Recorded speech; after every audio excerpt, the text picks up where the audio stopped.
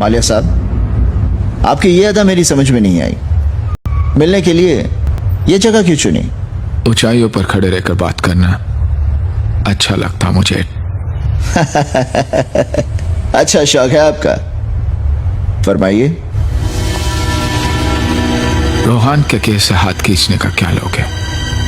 कितना चाहिए बोलो।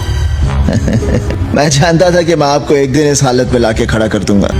आपने अपनी बाजी खेल ली मिस्टर मालिया, अब कानून अपनी बाजी खेलेगा। कानून क्रेजी। सिंधिया, ये बाजी खेलकर तुम्हें कुछ मिलने वाला नहीं। जिंदगी में आज तक मैं हारा नहीं और जीतूंगा मैं अब भी। देव मालिया से हाथ मिलाओगे तो नुकसान से बच जाओगे। हार तो तुम्हारी हो चुकी है मिस्टर मालिया, सिर्फ घुटने टेकने बाकी हैं। कानूनी कार्रवाई अभी तक पूरी नहीं हुई, वरना यह काम भी अब भी हो जाता। संध्या, तुम्हें पता नहीं तुम किससे उलझ रहे हो। पता है मुझे।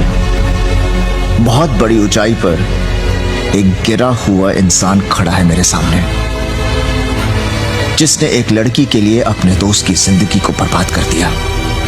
और यह सब तूने अपने पैसे की ताकत पर किया है। मैं तुम्हें अपने बारे में बता दूं, मैं पुलिस की नौकरी 14,229 रुपए के लिए नहीं कर रहा। रायगढ़ के महाराजा वीरेंद्र प्रताप सिंधिया का मैं इकलौता वारिस हूं। जितनी तुम्हारी प्रॉपर्टी है ना, उतनी जगह पर सिर्फ हमारे घोड़े पलते हैं। मिस्टर मालिया, अब आप अपनी दौलत के नशे से बाहर निकलिए और जेल की जिंदगी जीने की आदत डालिए, क्योंकि जेल में देव मालिया हो या फकीर, दोनों को सोने के लिए 6x3 की कोठरी और एक जैसा कंबल मिलता है।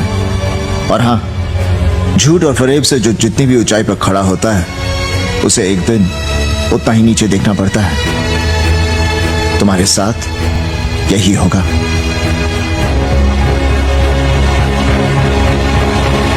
और हां, कहने की जरूरत नहीं। आप जो कह रहे हैं वो होने वाला है। राइट? Right, good.